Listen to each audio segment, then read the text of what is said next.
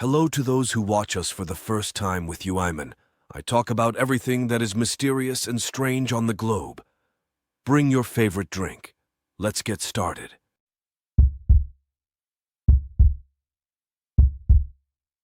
I had just gotten home from work and was sitting back on the couch with a movie on it, was storming outside, and it was Friday, so what better to do than stay up late and watch some TV. I had the window curtains open in case any lightning started up, hoping to catch some cool sights. It doesn't rain very often where I live, so nights like these are really rare and always get me excited. But as the night went on, and at just about midnight, I noticed something outside my window across the street. There was a man walking down the sidewalk. He had no hood or coat on it, was completely soaked, but he walked up to one of the houses and onto their porch. I couldn't see too much through the rain and dark, but it looked like he was waiting for them to enter the door, and after a minute he walked down to the sidewalk again and continued further down the street. I couldn't see any further, but seeing that gave me an uneasy feeling at this time of night. And in this kind of weather, it just wasn't normal to be walking around and up to people's houses. I closed the curtains by the window just so that if he did come to my house, then he wouldn't see me inside and expect me to answer the door. But only 15 minutes passed before there was a sound outside my house. Someone was walking up my driveway and up to my front door, but there was no knock or doorbell. I heard them moving around, walking across my porch and near one of the windows, then going back to the door by now. I was really confused and wanted to look out the people, but was worried that they'd hear me. I waited, and after a minute there were no more sounds. I quietly walked up to the door and looked. It was the man I'd seen earlier, and he was still there standing at the edge of my porch looking at the door with a blank face. I watched him for a few seconds before I got really creeped out and backed away. It was now that I started to think calling the police would be worth it. Especially if he was going around to other people's houses and doing the same thing. I turned to get my phone, but then there was the sound of footsteps departing. I looked out again, and he was gone after giving it some thought. I felt that this was still too creepy to not inform the police about whatever that man was doing was not normal. I called and let them know about it. They said they would send an officer to patrol the neighborhood and see if they can get the man to stop or explain what he was doing. But that was about all that could be done at the time. I thanked them, then hung up and checked out the door one more time before going back to the couch.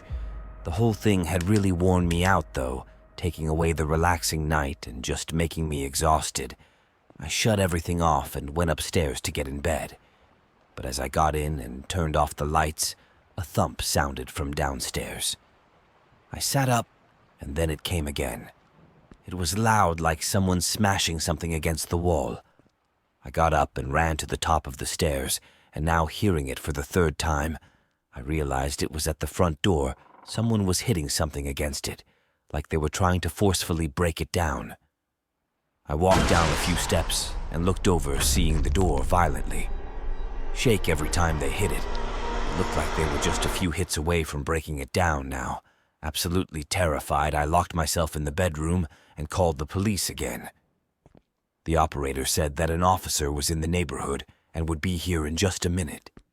But through their voice, I heard wood shatter, and the door slamming against the ground. Footsteps quickly moved through the downstairs, going into every room without stopping.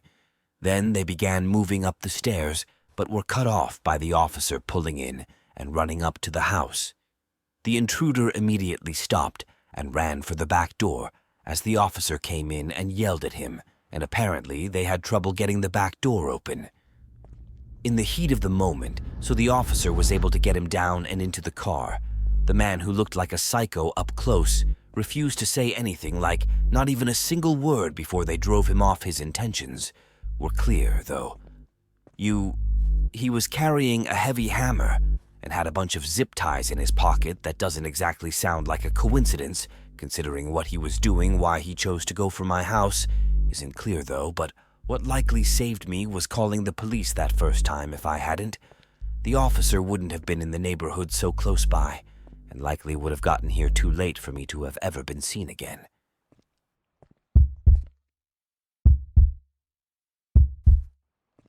This happened last year. It was the beginning of spring. and we were going through a rainy month where pretty much every day there was some kind of downpour, either light drizzling or full-on storms. I do deliveries for a popular restaurant in my area, so rain isn't the most amazing thing when I have to be running through it all the time. To pick up and drop off orders this night started as any other. I got to work at 6 and drove around a couple orders before getting one to deliver somewhat far away. It was 10 out from our restaurant going into the more woodsy part of town. It wasn't all forest or anything. It was just more spread out and less densely populated. The roads were all covered by trees, and most neighborhoods weren't visible from the main roads while driving, though there was only one car behind me. Not no weird way, but that's just how empty the road was. But once I got maybe 2 mile in, a beam of someone's headlights in front of me came out of nowhere, revealing a car in the middle of the road swerving to a stop. I slammed on my brakes as the car was now sideways blocking the whole road. The guy behind me did the same, stopping so close to me that I was surprised we didn't collide after the initial seconds of shock. I looked up at the car in the middle of the road. It was a beat-up-looking sedan, and they had their brights on, still making it too blinding to see who was in the car. I'd say that whoever was in there had to have been falling asleep at the wheel, or just not paying attention, but they seemed to have intentionally left their headlights off until the last second. When they swerved into the road, I didn't see where they came from. It was too dark, so I'm not sure if they were just driving down the road or if they came from the side of the road. The car behind me laid on their horn, clearly frustrated by whatever this was. I probably should have been more skeptical. But in the moment when something crazy like this happens, it's hard to think straight either way, though the car behind me was too close for me to move back, and the car in front was blocking the whole way forward, so I couldn't go anywhere unless one of them moved first. After a while of the guy behind me honking, he stopped and got out of his car. I looked in the mirror, seeing a large man begin walking through the rain. He looked furious as he passed right by my car and walked up to the other. He stood at their window, angrily yelling at whoever was in there, but with the rain, I could barely hear what he was saying, and I couldn't hear anything at all of what the other person was saying. If they even were responding, I saw the man outside bang on the window a few times as he yelled, but then he suddenly stopped and went quiet. He slowly backed away from the window, then nervously walked back to his car as he was getting in the driver's side of the other car. Opened, a man stepped out wearing a thick hoodie that covered most of his face. I was now getting really freaked out and still had no way of leaving other than running out of my car and into the woods, which was probably a terrible idea. So I sat there and watched as the man quickly made his way up to the car behind me. But just as he got to the door, the car floored it backwards. Their tires screeched as they slid against the pavement, losing control and sliding off the road. They made it past few trees before eventually slamming into one further into the woods. The man that was still on the road turned and looked at my car. Making eye contact with me in my side mirror, horrified, I put my car in reverse and pressed on the gas, backing out past him, then turned around and sped off. I obviously called the police, but still had no idea what was really going on there that night. An officer got to the scene about 15 minutes after I'd left, and the only thing there was the car wedged in the woods against a tree. The other car was gone, and neither of the men were there. I think we can all assume what probably happened without even having any reasoning to go off of. But there's still a million questions that need answers. All I can say is that if the other guy behind me wasn't there, I likely would be in his place right now.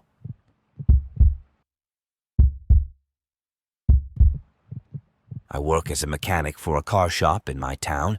It's a locally owned and run repair place that started up many years ago. The shop runs out of an old warehouse and has a bunch of broken down cars and pieces of cars sitting outside in what we refer to as the scrap yard. It's just the name we give it. Most of the scrap yard is just cars waiting for parts anyway. My job for the past 2 years has been to order and keep track of stock that goes in and out, and the best time to do this is when it isn't busy, so overnight. I guess I kind of doubled as a security guard too, because it wasn't uncommon for crazy people and teenagers to jump the fence and try to mess with or steal stuff from the scrapyard on this night. I got into work at 800 talking to my boss for a bit before he left, and then it was just me in the warehouse. It was raining outside, So inside the building it was really noisy, but also calming in a way. I did my usual routine of going through the orders that the mechanics had sent in and checking what had been used during the day. There was nothing out of the ordinary, but 2 cars needed to order very specific parts, and for one of them, the mechanic didn't write down the model year, which sometimes can be really important. I got up from the desk and walked through the warehouse looking for this gray Nissan Versa so I could confirm what part to get. But as I got to the end of the warehouse, I still didn't see it. I sighed, knowing it had to be in the scrapyard, which of course was on the one day that it was raining out. I went back to my desk, and after a brief coffee break, I grabbed my jacket and flashlight and went to the back door. The rain seemed to have picked up since I was last outside, but in the distance, I could see the car I was looking for hiding between a few other vehicles. I stepped out into the rain and started walking over, turning on my flashlight as I got about to the center of the scrapyard, though a sudden movement from something in front of me made me stop in my tracks. It was at the edge of the light, and I wasn't exactly paying attention, but it looked like a person moving from behind one of the car's cars. The rain covered up any sound I would have heard, though, so I just stood there and held my flashlight up, waiting for any more movement. "Hello, I saw you already. Just get out of here," I yelled, hoping it was just some kid messing around. I took a few steps closer, to where I'd seen them, and yelled again for them to leave the property. I didn't see anything, so I moved closer and started to look around the whole area, but whoever was there must have left already. Honestly, I was relieved that I didn't have to call the cops or do anything drastic. I quickly walked over to the Nissan and got the model year, then jogged back to the warehouse and went inside. I took off my jacket and sat back at the desk, filling out the rest of the info and sending through the order. I was there for another half hour, filling out more of the order requests. Then I had to do the stock counting in the actual warehouse part of the building. By then, it was probably 12:30 or 1 a.m. I walked along the shelves and checked what everyday products and parts had been used up. While making my way down the first set of shelves, a sudden thud rang through the warehouse, and then the lights went out. I stood with my eyes wide open, staring into the abyss of dark. I couldn't see anything, but between the sound of the rain hitting the roof, I could hear footsteps walking through the building. I stared in the direction of where the sound was coming from and could immediately tell that they were coming toward me. I didn't know what to do at this point. I was sure that whoever was in here had shut off the power, but why they were here I didn't know. And without light, I couldn't even run away. All I could do was listen to their footsteps grow louder as I stared into the pitch black, hoping they didn't know where I was. They were only about 10 feet away when I heard them stop. After a moment, I heard a box open and things being shifted around before the footsteps began going away. I was holding my breath the whole time, and after 30 seconds, it was completely silent. I waited for a few minutes before finally taking my phone out and calling 911, then using the flashlight on it to move toward the breaker room and flipping the power switch back on, looking through the warehouse with the police. All that was left were the wet shoe prints going through the building and out the back door. It seemed like the person that was out the scrapyard had probably slipped in while I was outside, and the door was still unlocked. Then they obviously stole a bunch of gear from our warehouse, even though they likely didn't have the intent to hurt me. Who knows what could have happened if they knew I was standing only a few feet from them, and without me ever getting a look at them. There's a chance that they came fully armed and willing to do anything. This was our story today.